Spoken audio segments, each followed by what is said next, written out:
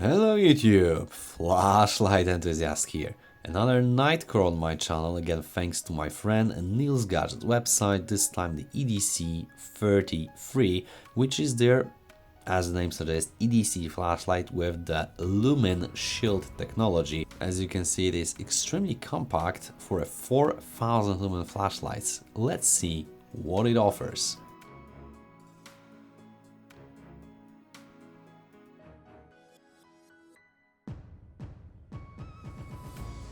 As always from Nitecore, we've got really premium looking box with nice marketing, flashlight, some key features. As you can see, this is a Chinese box as I sourced it directly from Neal's gadgets. Here we've got some key features, etc. Really looking good. And also some key stats about the FL1 standard. Unfortunately, not that easy to open. Flashlight itself is definitely well protected inside the box during the transportation. Apart from the flashlight, we've got a bunch of accessories including USB to USB-C charging cable, this piece of paper which I suspect is a warranty card, user manual luckily in English, last but not least a quite uniquely looking lanyard from Paracord, really nice. Though it is not a mistake, no spare O-rings because the flashlight is not user disassembled. If you are interested in this Nitecore flashlight, make sure to check out Neal's Gadgets website, and with our community special coupon code Flashlight Enthusiast, you can get additional 15% off. Boy oh boy, look at this beautiful piece of art from Nitecore. The EDC33 is definitely a premium product, and I can tell that build quality and finish is just on an excellent level. The attention to detail on this flashlight is really marvelous, and you can feel that this is definitely a solid tool rather than just a flashlight, alright? Looking at this stainless steel pocket clip, it really sits solidly here, quite tight. Not too sturdy, just perfect. Look at this glossy finish. Oh my gosh, this is really perfect. All right, here we've got similar analyzation and knurling to the previously reviewed MH25 Pro, which is really great grip even with wet hands or gloves. We've got this quick release lockout that really works like in a bolt mechanism and rifle. Really great mechanism. We also got the hidden USB-C charging port here. The design is really functional, I must say. Alright, here we've got this battery indicator with 4 green dots, each one representing 25% capacity. And here we've got some little cooling fins just to help to dissipate the heat from 4000 lumen mode. Here on the tail cap, we've got this electronic 2-stage switch. Obviously the flashlight Kel stand. And on the business end, we've got this really quite unique UHI-20 LED from Nitecore Labs. As you can see, nicely textured orange peel reflector with some hole representing the light sensor, just for safety feature, you know, not to burn your pocket. Nicely anti-reflective coated glass and stainless steel bezel to protect this precious gem. Really excellent build quality and finish here on this one, as I'm repeating myself, but it's really true. This flashlight features 4000 mAh 18650 battery, which is by far the highest capacity claimed on the market right now, but unfortunately this flashlight is glued and sealed and the battery is internally built, so you can only charge it via the USB-C charging port that is hidden here, but unfortunately you cannot replace the battery when it dies or when anything happens to it. You have to send it to the Nitecore service, which I think you should know about it.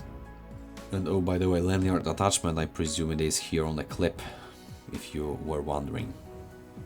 Looking at this weird LED design, you can see that we've got the round center here, representing the concept of UHI LED, as I showed you in case of MH25 Pro, but you've got additional 8 square LEDs around this main one, meaning that you have your main modes powered by the center LED. However, if you like to have this Lumen shield, wherever they're calling it, they will activate another 8 of them, giving you this nice floody beam. There is this light sensor built under the reflector with slight hole in it. However, I couldn't detect any beam pattern disruptions due to it. Sensor works quite well from high mode. It will step down to medium mode, but as you can see, it will not return to the high mode by itself. You have to do it manually. And by now, the sensor does not work at all. It will reset when you turn on the flashlight again. And then, in turbo output, as you can see, it also does not work, as you cannot do it accidentally, because turbo output is only momentary. Once you depress the switch, it will return to the previously used mode. This rotational cover of USB-C charging port is just brilliant. Don't you think? Charging will be indicated by this blinking green LEDs. When the charging has been finished, all 4 LEDs will stay constantly on.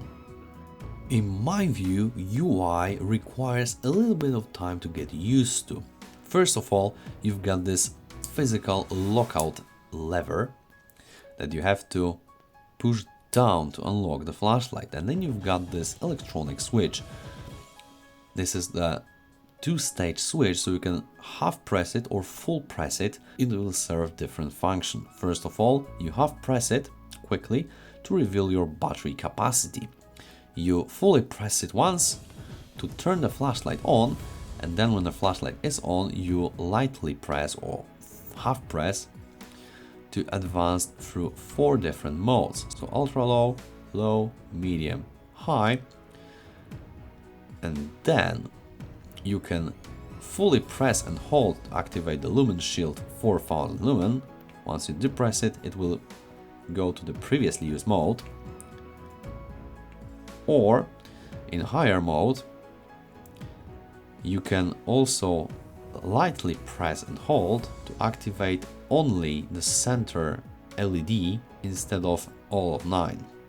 When you engage the lockout, there's no way you can activate the flashlight by accident. However, you can have this partial lockout when the flashlight is unlocked and you press the switch and then lock it up.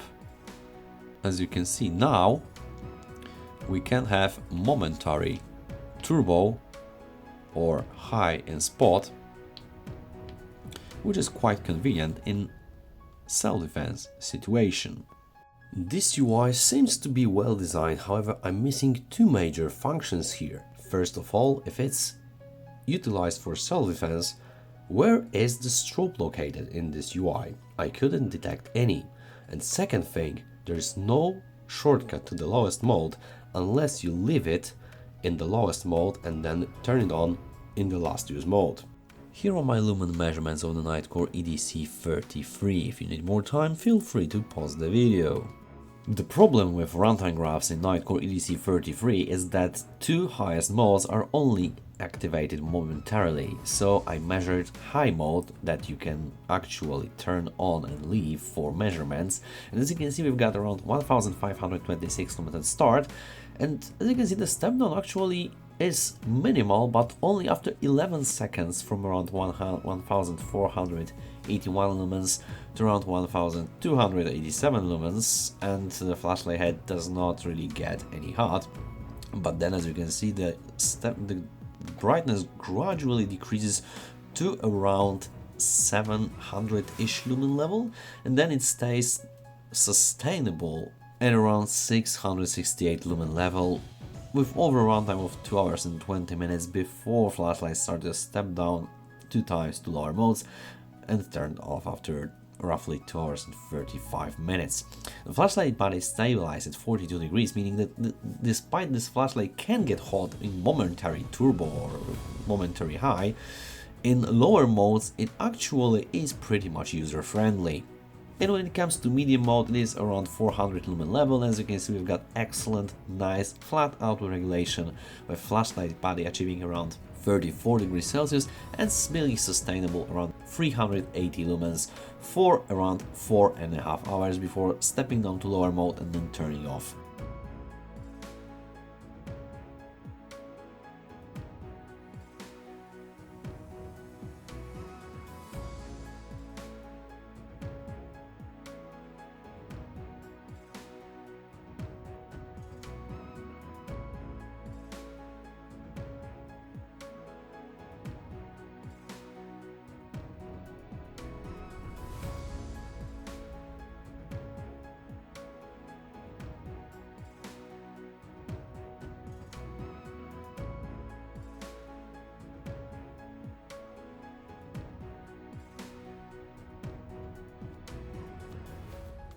All in all, I found Nitecore EDC33 to be a great companion for my everyday adventures, with some potential to be a self-defense weapon.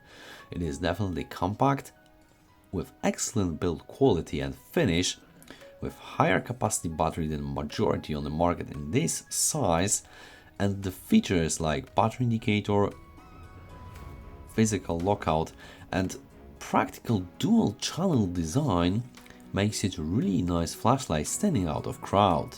Obviously, what I mean by double channel is that it is the combination of flat and throw, if you can tell something like that from really such a tiny reflector.